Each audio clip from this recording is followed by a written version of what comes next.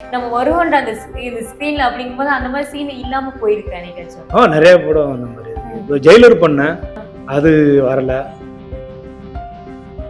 நடிப்புனா என்னன்னே தெரியாதவங்களாம் ட்ரெண்டாக்கி ஓடுறதும் social media தான், Tamil cinema தான். இப்போ எங்களை மாதிரி ஆளுங்க நாங்கள் வந்து ஆஃபீஸு போயிட்டு ஃபோட்டோ எடுத்து ஃபாலோ பண்ணிக்கிட்டு இந்த மாதிரி நாங்களும் கொடுக்குறோம். ரொம்ப மாசான ஹீரோனா அதுக்கேற்ற மாதிரி சில சீன்ஸ்லாம் மாற்றிடுவாங்க. புதுசாக ஒருத்தர் நடிக்கிறாரு அப்படின்னா ஒரிஜினாலிட்டி என்னமோ நம்ம நடிக்கணும் அப்படின்னு தான் வரோம். அப்புறம் அதுக்கப்புறம் சந்தர்ப்ப சூழ்நிலையில் என்ன ஆகுனா, சரி நம்ம டேரக்டர் ஆகலாம், அப்படி சேரலாம், இந்த மாதிரி ஒர்க் பண்ணுவாங்க. அப்புறம் ஒர்க் பண்ணும்போது என்ன பண்ணுவாங்க, அந்த நடிப்புன்றது ஆசை ஒன்று இருக்குல்ல, அது அந்த உண்மையாக நடந்த சம்பவம் எல்லாருக்குமே தெரிஞ்சிருக்கும். பேப்பரில் படிச்சிருப்போம், நியூஸில் வந்திருக்கோம், அதை மறந்துருப்போம். திடீர்னு இது ஒரு படமாக வரும்போது திருப்பி நமக்கு ஞாபகப்படும். அப்போ இதையும் பார்க்கும்போது அதையும் பார்த்தீங்கன்னா அதே மாதிரி நடக்குது அப்படிங்கும்போது அது வெப் சீரிஸ் வந்து நம்ம வந்து ஹாலிவுட்டு மாதிரி இந்த ஹிந்தி இந்த மாதிரி தான் அவங்க தான் எடுப்பாங்க. தமிழில் ரொம்ப கம்மியாக இருந்துச்சு. அதுக்கு அது வந்து பிரேக் பண்ணதை நான் விலங்குன்னு தான் சொல்லுவேன்.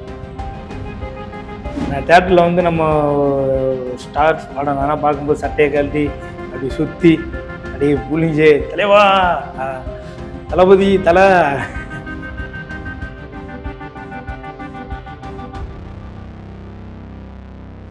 சார், நம்ம வெப் சீரிஸோட டைட்டிலை பற்றி உங்கள்கிட்ட ஒரு கேள்வி கேட்கணும்.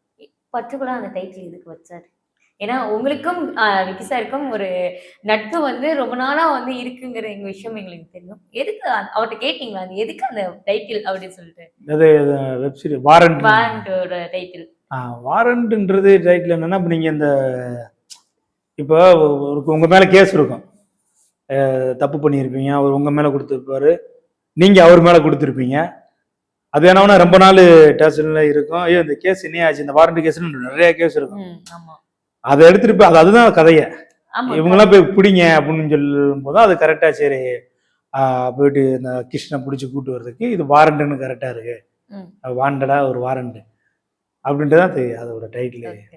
ஸோ அவரோட கதைகள்லாம் நாங்கள் இதுக்கு முன்னாடி மாமன் கதைகள்லாம் பார்க்கும்போது ஒரு குடும்பம் சம்மந்தப்பட்ட ஒரு கதைகளை கொடுத்த ஒரு மிகப்பெரிய டைரக்டராக தான் நாங்கள் பார்க்குறோம். நாளை இயக்குனர்லேருந்து வந்து அவரோட பயணங்கள் பார்த்தோம்னா ரொம்ப உயரமாக தான் இருக்குது. அவ்வளோ பெரிய ஒரு ஒரு மனுஷன் தான் சொல்லலாம் விக்கி அவர்களை. அவரோட பயணிச்ச ஒரு வாய்ப்பு வந்து உங்களுக்கு நிறைய டைம் கிடைக்கும்போது விக்கி சார்னா இந்த மாதிரி கதைகளுக்கு வந்து ஏன் அதிகமா இம்பார்ட்டன்ட் வந்து கொடுக்கறது இல்லை? இப்ப மாமன் வந்து ஒரு கட்டத்துல எடுத்துட்டாரு, ரொம்ப நாள் பிரேக். மாமன் வந்து எடுத்தது இவரு பிரசாந்த் பாண்டியராஜ். அதான் மாமன் கொடுத்த மாதிரி எங்களுக்கு ஏன் வேற படம் வந்து அவர் வந்து கொடுக்கல அப்படின்னு கேட்கிறோம் நாங்க. அவர் யாரு, பிரசாந்த் பாண்டியராஜ் ஏன் கொடுக்கலன்றீங்க? ஆமா சார். இல்ல அவரு நிறைய கதை வச்சிருக்காரு. சரி இதில் நம்ம பண்ணி முடிச்சுட்டு அடுத்து நம்ம டைரக்ஷன் பண்ணுவோம், இல்லை ஹீரோ பண்ணுற வாய்ப்பு அது அவர்கிட்ட தான் இருக்குது. எப்படின்னா நிறைய இது ஃபேமிலி ஸ்டோரி இந்த மாதிரிலாம் நிறையா வச்சுருக்காரு. கேங்ஸ்டாரு இந்த மாதிரி நிறையா வச்சுருக்காரு. அவர் தான் அடுத்த கட்டத்தை என்ன முடிவு பண்றாருன்னு தெரியல. Okay sir. சார் நீங்க இப்ப ஒரு கட்டத்துல நிறைய படங்கள் நடிச்சிருப்பீங்க. ரீசன்ட் டைம்ல ஒரு சில பேர் வந்து பேட்டி கொடுக்கறத நான் பார்த்துருக்கேன். நான் இந்த மாதிரி ஒரு சீன் நடிச்சேன், அது கட் பண்ணி எடுத்துட்டாங்க. நிறைய எனக்கு க்ளோஸா இருக்கவங்களும் சொல்லியிருக்காங்க. உங்களுக்கு இந்த தமிழ் இப்படி படங்கள் நடிக்கும்போது நீங்க நல்லா அப்படியே நம்ம வருவோன்ற அந்த இது ஸ்க்ரீன்ல அப்படிங்கும்போது அந்த மாதிரி சீன் இல்லாம போயிருக்கு என்னைக்காச்சும்? நிறைய படம் அந்த மாதிரி இருக்கு. இப்போ ஜெயிலர் பண்ணேன். ஜெயிலர் பண்ணீங்களா? ஆமாமா, நல்ல சீனு. அது வரல. அப்புறம் நந்தன் ஒரு படம் பண்ணேன், ஒரு கத்துக்குட்டி ஈரா சரவணன். நந்தன்லயும் நம்ம அது எடிட்டிங்ல போயிருச்சு. அப்புறம் மாமன்லயும் பண்ணேன், சூரிய அண்ணன் கூட, அதுவும் எடிட்டிங்ல போயிடுச்சு. ஏன்னா இது வந்து சினிமால சகஜம் தான். ஏன்னா நிறைய புட்டேஜ் ஆச்சுன்னா அது கொஞ்சம் அது சரி எந்த சீனை எடுத்துலான்னு அதை எடுப்பாங்க. அப்போ எடுக்கும்போது இவ்வளோ கஷ்டப்பட்டு ஆடிஷனாக பண்ணி நடிச்சோமே போயிடுச்சு அப்படின்றது அது கொஞ்சம் ஒரு ஃபீல் ஆகும். அப்புறம் திருப்பி சரி மறுபடியும் ஓடுவோம் அப்படின்றது. ஓகே. ஸோ இப்போ நான் ஏன் இந்த கேள்வி கேட்டேன் அப்படின்னா, ரீசன்ட் டைமில் உங்களுக்கு தெரியும், ஒருத்தர் வந்து ரொம்ப இன்ஸ்டாகிராமில் ஃபேம் ஆகி பிக் பாஸ் வரைக்கும்லாம் போயிட்டு வெளியே வந்தவர். அவரை பற்றி நிறைய பேர் கேள்விப்பட்டிருப்போம். ஸோ நீங்களும் கேள்விப்பட்ட சான்ஸ் இருக்குது. அவர் வந்துட்டு இப்போ கருப்பு படத்தில் வந்து ஒரே ஒரு சீனில் நடிச்சிருப்பாரு போல. அந்த வெட்டி எடுத்துட்டாங்க, அந்த சீனை எடுத்துட்டாங்கன்னு சொல்லிட்டு ஒரு ரொம்ப பெரிய ஆக்ரோஷமா அவர் பேசியிருந்தாரு.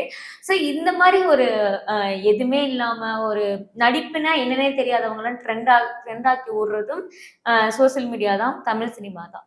இதை பார்க்கும்போது உங்களுக்கு எப்படி இருக்கு? இல்ல என்னன்னா இப்ப வந்து நம்ம அந்த செல்போன் அப்படின்னு ஒண்ணு இருக்குல்ல, இதுலயே நம்ம எல்லாத்தையும் பாத்துறோம். ஆமா. இதுல வந்து நம்ம வீடியோ எடுத்து போட்டோம்னா எல்லாரும் பாக்குறாங்க. ம். அதுல பார்த்துட்டு சில பேர் இப்போ டைரக்டர் உங்களுக்குன்னா சரி அது நல்லா இருக்கானே கூப்பிட்டு நடிக்க வைப்போம் அப்படின்னு ஒரு வாய்ப்பு வருது. இப்போ எங்களை மாதிரி ஆளுங்க நாங்கள் வந்து ஆஃபீஸு போயிட்டு ஃபோட்டோ எடுத்து ஃபாலோ பண்ணிக்கிட்டு இந்த மாதிரி நாங்களும் கொடுக்குறோம்.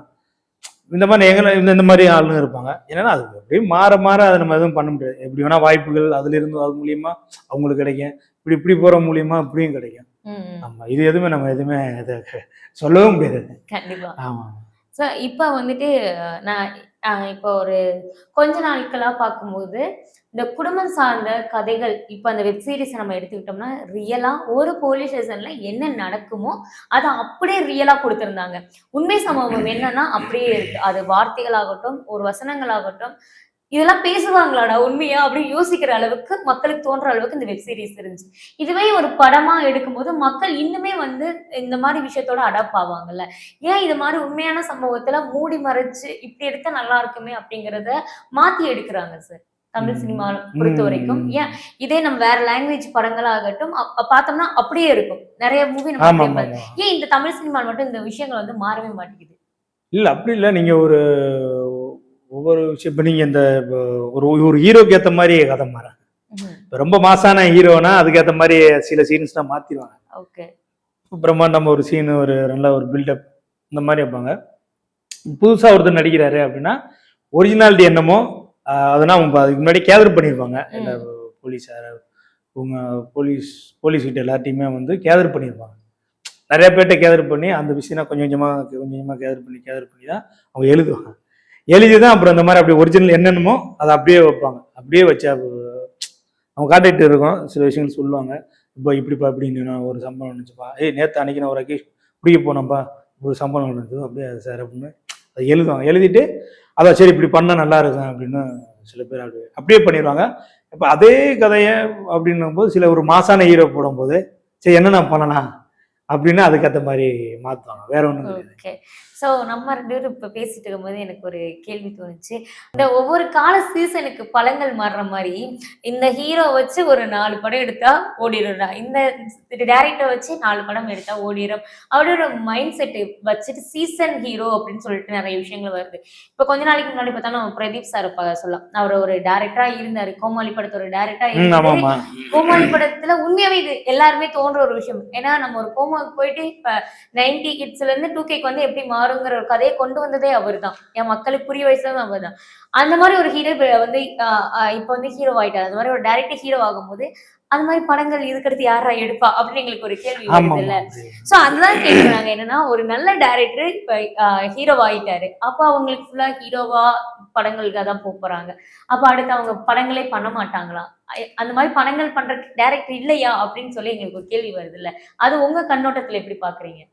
இல்ல என்னன்னா, இப்போ நீங்க சினிமால உள்ள வந்தாலுமே ஃபர்ஸ்ட்டு ஒரு நடிகனா தான் உங்களுக்கு நம்ம நடிக்கணும் அப்படின்னு தான் வரோம்.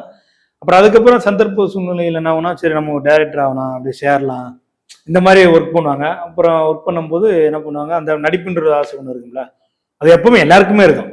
உள்ளுக்குள்ள. அது மாதிரி இப்போ டைரக்டர் எல்லாருமே என்னன்னா, அந்த ஒரு ஆசையில ஃபர்ஸ்ட் ஒரு படம் பண்ணுவாங்க. நல்லா ஒரு 2, 3 படம் பண்ணி நல்லா ஒரு குடுத்துட்டு, அப்புறம் அவங்களுக்கு ஒரு விஷயம் ஒரு நடிப்புக்கு அவங்களும் ஒரு சில கதைகள் எழுதி அவங்களும் நடிப்பாங்க. ஓகே. ஆமா அது இல்ல எல்லாருக்குமே வரணும். அது என்ன அது எல்லாருக்குமே ஆசை இருக்கு. வந்தோடனே திருப்பி அது ஹிட் ஆனோடனே திருப்பி நிறைய படங்கள் நடிப்பாங்க. அப்புறம் அவங்க இந்த கதை ஏற்கனவே எழுதி வச்சிருந்த கதையை திருப்பி டைரக்ஷன் பண்ணுவாங்க. கண்டிப்பா இது எல்லாமே அப்படியே மாறி மாறி மாறி பண்ணிட்டே இருப்பாங்க. ஓகே. சோ இந்த வெப் சீரிஸ வந்து எல்லாரும் கண்டிப்பா பார்த்திருப்பாங்க. கண்டிப்பா அந்த 8 எபிசோடுக்கு அடுத்து அடுத்த எபிசோடு வராதா அப்படின்னு சொல்லி வெயிட் பண்ண ஆட்கள்ல நானும் ஒருத்தினே வச்சுக்கலாம். அந்த மாதிரி ஒரு வெப் சீரிஸ். இந்த கதையை பார்க்கும்போது நிறைய ஒரு ஒரு உண்மையான சம்பவத்தை சொன்ன மாதிரி இருக்கும்போது நிறைய பேர் உங்கள்ட்ட வந்து கேட்டிருப்பாங்க. இந்த கதைகள் வந்து உண்மையா நடந்த கதையா? இல்ல டைரக்டரோட கற்பனையா? இல்ல உண்மையா வந்துட்டு வேற இடத்துல நடந்தத வந்து நீங்க மாத்தி எடுத்திருக்கீங்களா? அப்படின்னு நிறைய பேர் கேள்வி கேட்டிருப்பாங்கல்ல. உங்ககிட்ட யாராவது வந்து இப்படி கேட்டாங்களா? இது உண்மையா நடந்த கதையா? அப்படின்னு. இப்ப நானே கேட்கிறேன் இது உண்மையா நடந்த கதையா? இல்ல அதாவது கேதர் தான் சொன்னேன் உங்கள்ட்ட முன்னாடி. அதாவது ஒரு வாரண்ட் கேஸ்னா என்ன அப்படின்றது கேதர் பண்ண எல்லாத்தையும் எல்லா போலீஸுக்கும் அங்கங்க அவங்க டைரக்டர் தான் நிறைய கேதர் பண்ணியிருக்காரு. ஆமாம்மா கேதர் தான் சொல்றேன். ஃபுல்லா எழுதி எழுதி எழுதி எழுதி எழுதி அப்படியே ஒரு அது ஒரு ஓவரலாக ஒன்லைன் மாதிரி ரெடி பண்ணி அப்புறம் என்னென்ன நடக்கும் ஒரு அக்கிஸ்ட்டை பிடிச்சா ஒரு வாரண்ட் கேஸ்னால் அவனை எப்படி தேடிப்போம், அவன் எங்கே இருப்பான், எப்படி அட்ரஸ் நான் மாற்றி கொடுப்பான், இதுனா அந்த மாதிரி கேதர் பண்ணி எடுக்கிறது அது. ஓகே சார், வாரண்ட் அந்த விஷயம் நான் இப்போ எனக்கு காதுல வந்த கேள்வி உங்கள்ட்ட கேட்குறேன். ஏன்னா நான் அந்த இடத்துல இருந்தனால சொல்றேன். இப்போ ஒரு பழைய கேஸ்னா அப்படியே மூடி மறைச்சிருவாங்க. அதோட அப்படியே அமைதியாயிடுவாங்க அப்படின்னு நிறைய பேர் சொல்லி கேட்டேன். இந்த மாதிரி ஒரு வெப் சீரிஸ் வந்து குடுத்துருக்காங்க. இது வந்து நம்ம புது இப்ப தெரியும் உங்களுக்கு தமிழ்நாட்டுல புது அரசியல் மாற்றம் வந்திருக்குது. ஸோ இவங்களுக்கு வந்து இவங்க லிங்க் குடுக்குறாங்க. ஏன்னா ஒரு படத்த பார்த்தா வந்து மாறும் அப்படின்னு.